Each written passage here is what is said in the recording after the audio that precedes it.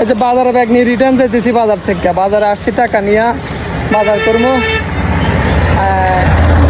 Wholesale দোকানে গেছিলাম, তারা পাইকারি মাল বেছে, তাদের কাছে গেছিলাম। 1 বস্তা চালের লেগে, 1 বস্তা আটার লেগে, আলুর লেগে, তেল, এই আরও কিছু সামানের লেগেছিলাম, বুঝছেন।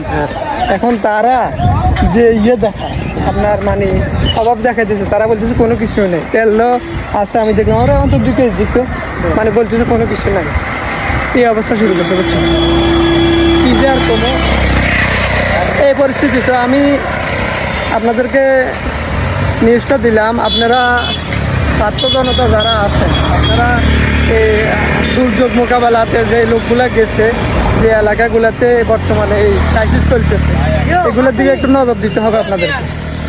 আপনারা একটু দেখবেন যে কোথায় কি অশান্তি করতে আছে মানুষ সুযোগ বুঝি মানুষের গলা চেপে টাকা ইনকাম করতেছে বর্তমানে।